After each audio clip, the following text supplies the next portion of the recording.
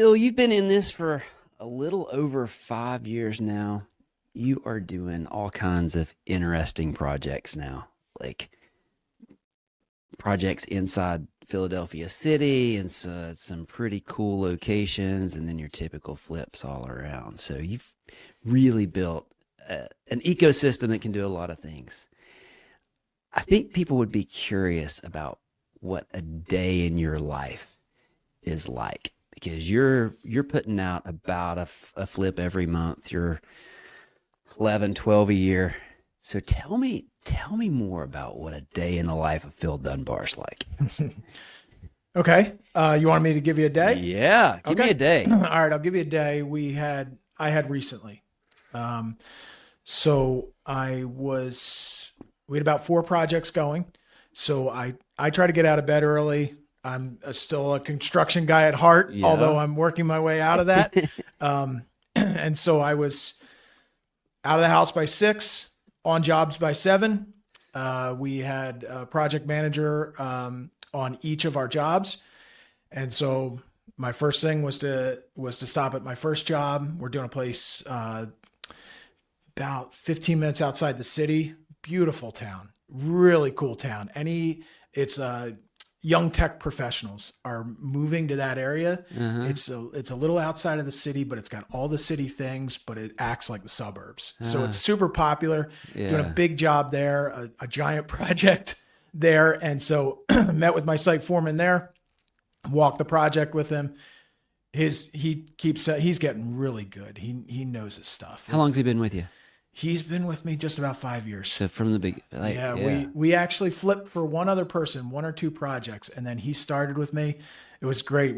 I drop off supplies for him. He had no idea what he was doing. He was just out of college, and our first flip he did with a couple guys. And I would drop things off in the morning. I had other customers, and I'd say, Rob, just figure it out. Just figure it out. And now he's 5 years in, and he's just really competent. He is really. It's exciting to see your business grow in that kind of way. Your infrastructure grow, where you're like, this is getting beyond me, and it's exciting.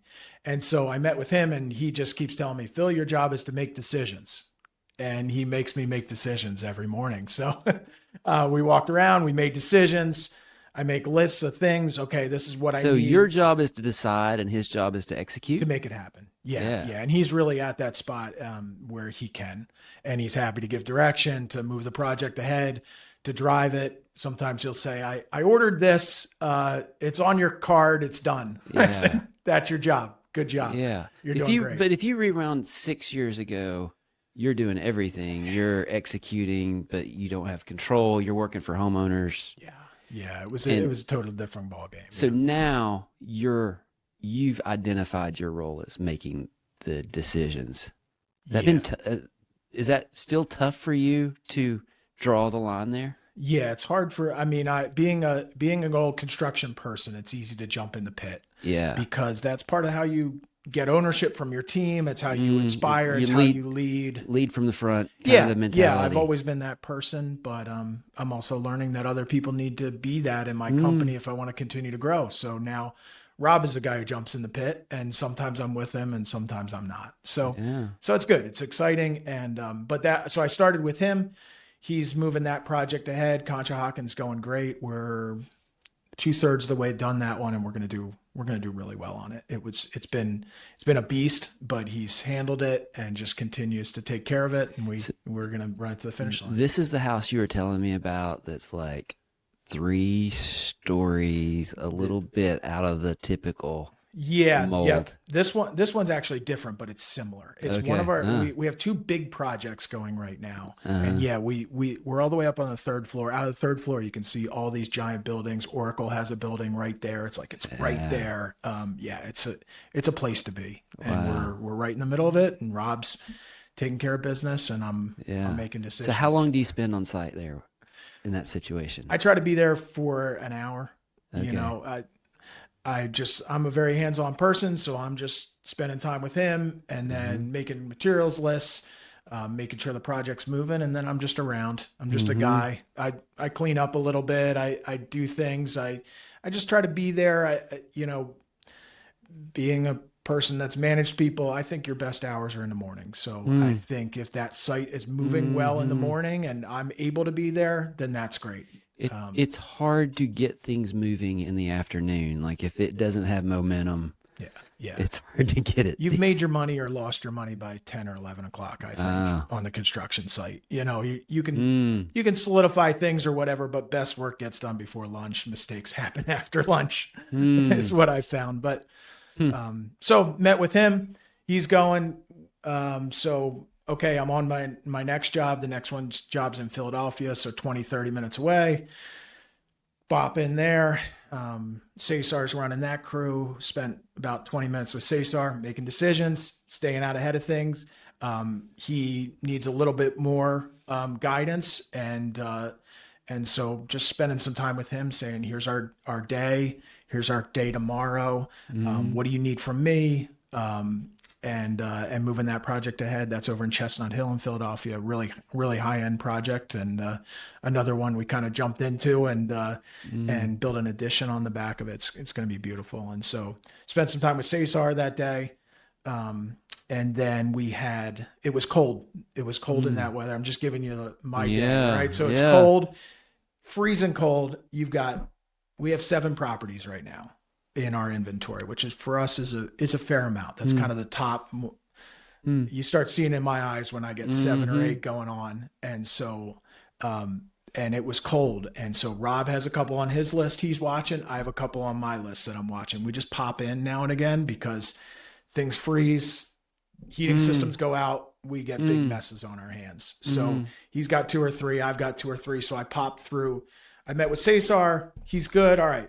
I'm 2 hours into my day. It's 9:30. And now I'm going to pop through my houses. So I went through that one. I went through another one in Philadelphia and another one in Philadelphia. And then I went over to a house that's just about ready to stage. And I did my final punch list. I take a thing of blue tape in with me and I say, okay, here's what next time Rob comes back with 2 or 3 guys, I'm going to have this project marked out for him.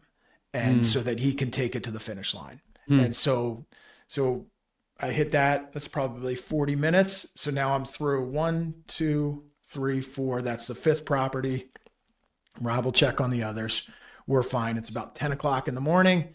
I feel like, okay, my construction infrastructure is generally moving. The chaos is moving in the right direction. Right.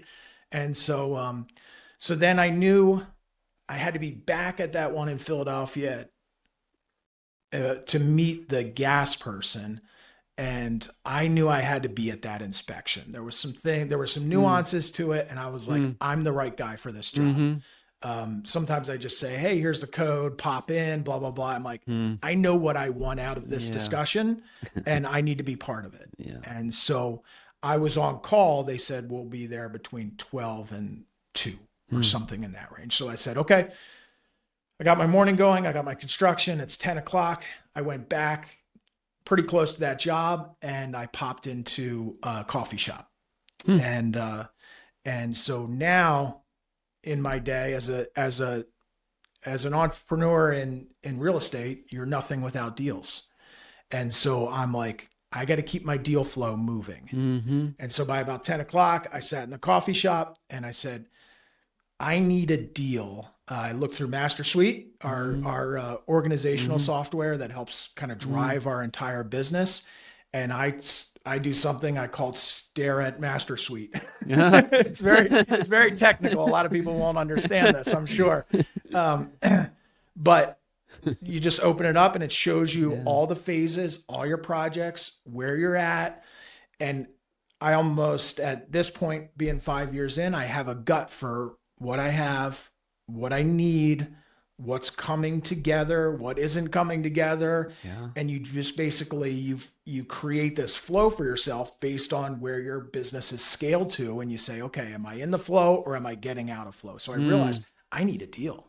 I need, it's 30 days to buy a deal, just about, to actually have it ready for a construction crew that's pumping through work. We're doing $20 to $25,000 of construction work a week. When you start to scale your business up, it really, the monster eats, and that's good. That's great profitability at the end, but staying ahead of that monster. So all that to say, I go into the coffee shop and I start to look at, okay, what do I have in my deal flow? What deals am I kind of working on? Who haven't I called recently that has deals for me? So I called, later in this discussion, we'll talk about the one property that I did really well on. Definitely called that guy that day. Hey, what do you got going on? Do you have anything you want me to look at? Do you have any deals coming up? He said, yeah, I actually have one that I just got. And it just went out today. You might've seen the email. I said, no, I didn't see it yet, but, tell me a little bit about it. Oh, it's in this town that I really like. I actually live there. It's a great place to be. It's really cool right now. It's a great town. It's on a river, about an hour from where I was sitting. And he said, if you're interested, I'd love to let you take first shot at it. And I was like, yeah, I'll take first shot at it. He said, you can't even get in right now, but you might be able to climb through a window. I was like, perfect. This is made for me. This sounds like a deal I'm interested in. And so worked on that deal. So you went that day? Oh yeah. Yeah. Yeah. Because I knew who I was talking to. I knew he knew his numbers pretty well. And I knew there was a decent chance I'd buy it. Yeah. I just knew. All right. So you climbed through the window. Tell me what this looks like. I climbed through the window, and it was a good project. It was a good project. I knew the numbers were tight because he was at a spot, he was trying to make some money on it. And so they had cleaned it out, but it was a wreck. It's what I buy sometimes when I'm looking for a big gnarly project. But yeah, I mean, a beautiful 3-bedroom, 1 bath. But as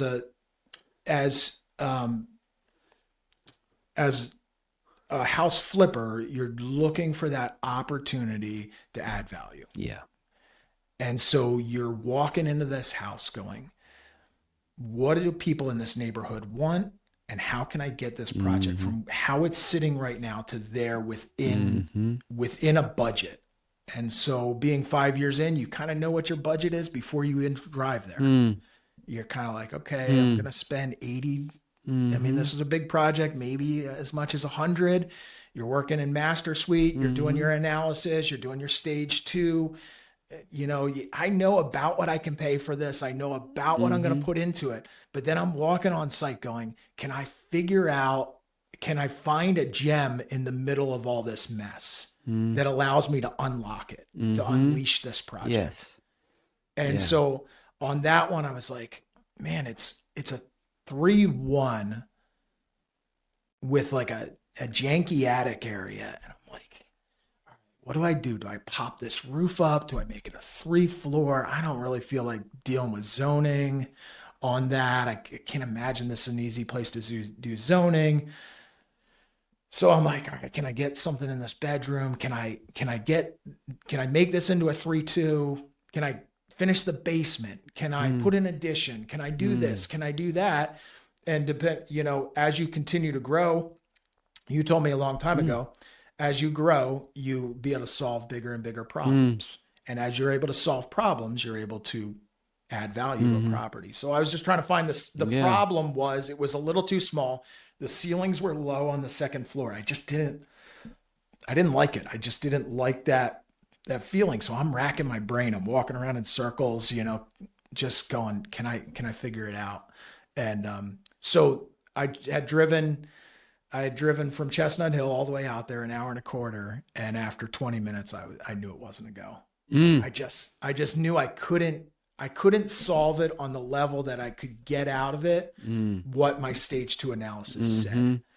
And when you've done this enough, you realize trying to make bad numbers work is a bad day. It's a bad day. And so I hemmed and hawed a little bit, and I sat a little bit in the car, and I tried this and I tried that, and I tried moving this, and I finally called him. I called the guy and I said, hey, thanks for giving me first look. I know that means a lot to me that you would, trust me enough to let me be the guy to see it first. And I said, I can't get there. Here's the number I can get to.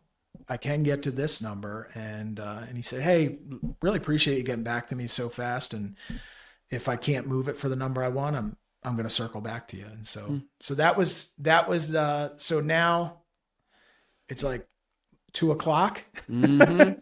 I've gotten my construction going. I've chased a deal that probably isn't going to happen. I mean, he's going to get what he wants.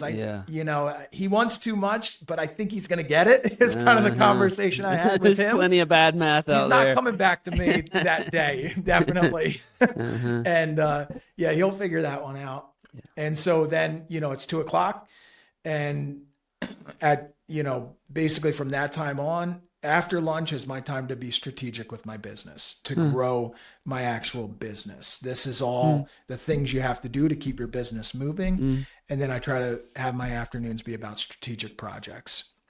So I pulled over, got my laptop out.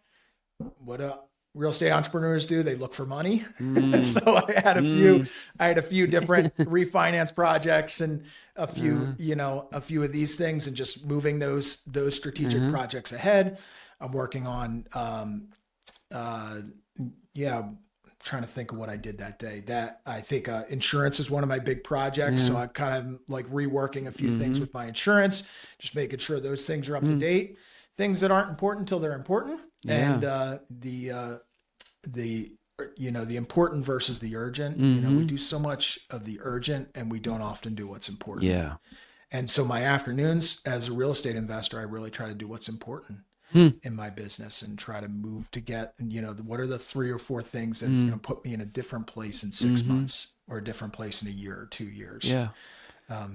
So I did that and spent some time on the computer, and was probably home about 5:30 to be at home for a little while, and probably worked in the office that evening. But that's kind of the typical day, is that you're wearing multiple hats. You got your construction, you've got your deal flow, which it really has to be a daily piece of the progress. And then trying to move your business together in a way that's a strong business that can take you into the future. Yeah. When you got 7 projects, it's really easy to get just caught all in construction and take your foot off the gas of acquisitions.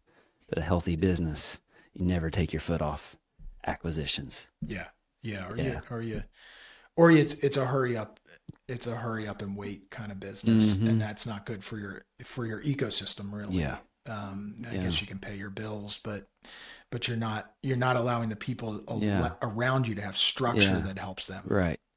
Yeah. Challenging, but a whole lot more fun than dealing with homeowners, right? Some days I complain about a day like that, and my wife looks at me and goes, "But you love it." And the answer is yes. I thrive off of that because, so many people are just working a 9 to 5 they dread. Yeah. Like, how many people get to do something that there's a lot of days I get out of bed and I just have so much fire for what I do. I really, really enjoy it. I like the rhythm. I like the hustle. I might be climbing through the back window of a house today. And my kids say I love trespassing. All these things are just, they're exciting to me, because in real estate, a lot of amazing things can happen in a day. Yeah. And a lot of people can't say that about their jobs. There's a lot of people just going to move sheets, it's like, you never know what's going to come across the desk today. But problems to solve, right? It's just such a problem solving business, and being able to choose which problems you want to solve. Let's talk about this latest project on Swarthmore. That was a great deal. But it's a great deal because you found ways to add value to this property that other people didn't see. And you had the ecosystem to actually execute. So tell me about this one. Yeah. So this was the same wholesaler I was talking about earlier. Actually, he brought this to us through one of my realtors, and he said, "Hey, there's one. This property was is about 15 minutes from the airport in Philadelphia, in the suburbs, in a beautiful suburb, a great little town called Swarthmore, which is as charming as it sounds, and it's about 30 minutes outside of Center City, Philadelphia. So for a commuter that goes into the city to do some work or needs to get on an airplane 3 times a week to fly somewhere, prime location. Beautiful town, lots of little liberal arts colleges, just a great feel to the area. I was attracted to the property as soon as I pulled in. The old stonework was beautiful. Terracotta front porch with windows. I sent a picture to my daughter and I said, I see you sitting here drinking tea and watering your plants on a Saturday morning. And so that charm, that feel, that's something I'm good at. I can see a property and I can feel it almost immediately. My wife's good at that too. I think we both have that instinct for the neighborhood. I try to, when start to key into the neighborhood and I'm just looking at things. I'm just seeing, how does this feel? What's this like? And I just get my senses tuned to it. And so when I walk in, it's just like, yeah, okay. We need to make it feel like what I just saw coming here.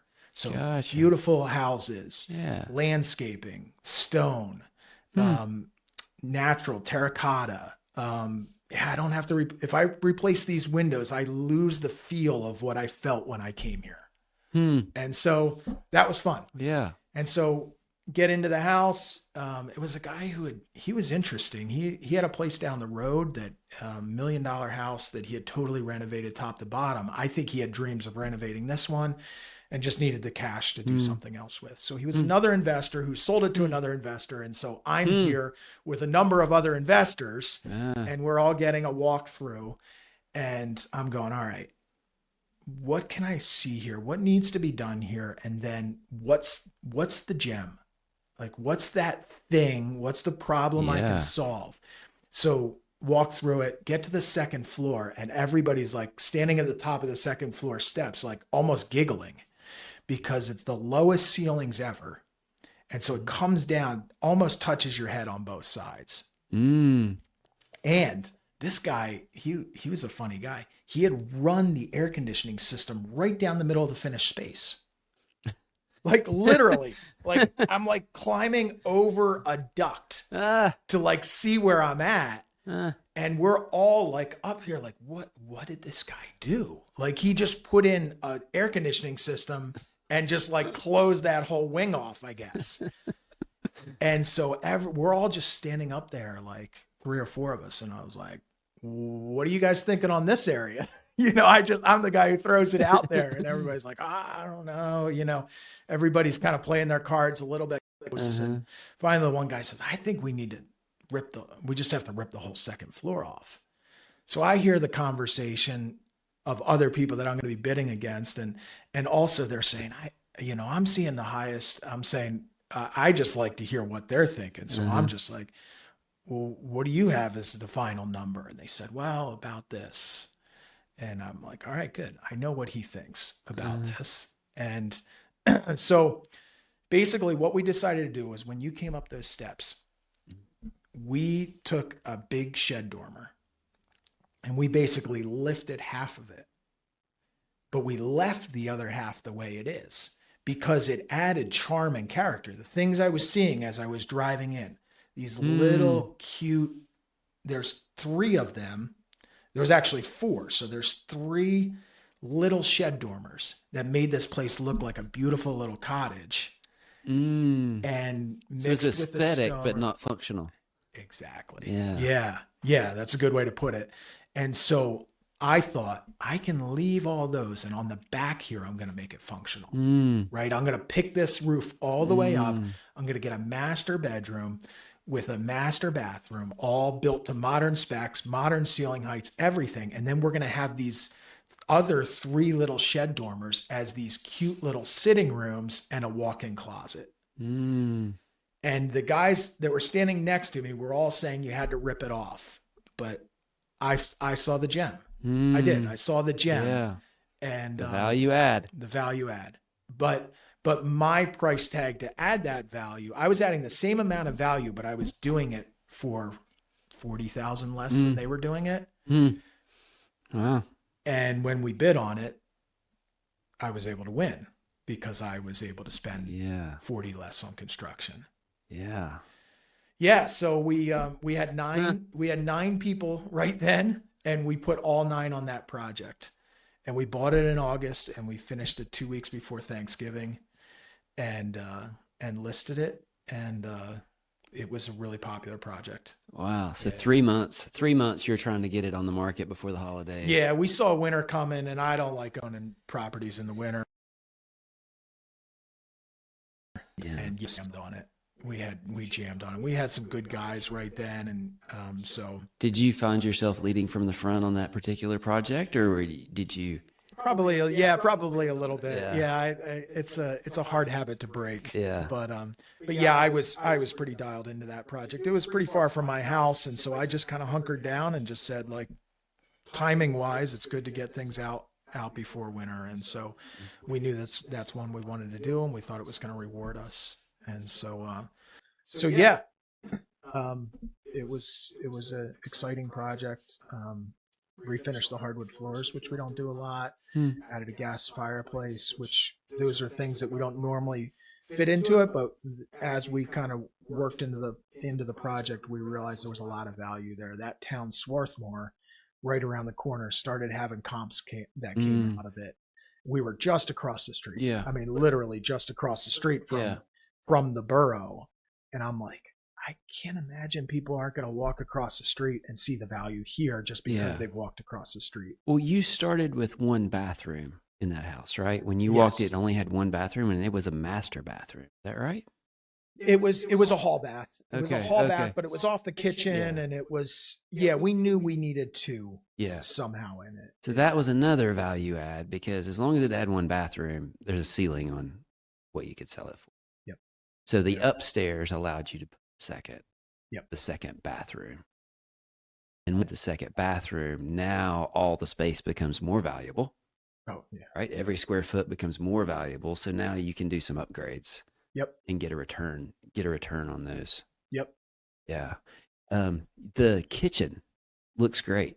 Yeah. And like, you are leaning in on this white countertop, brown cabinet look.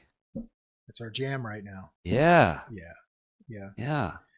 Yeah. I mean, there's always trends. There's always trends that we try to stay on top of.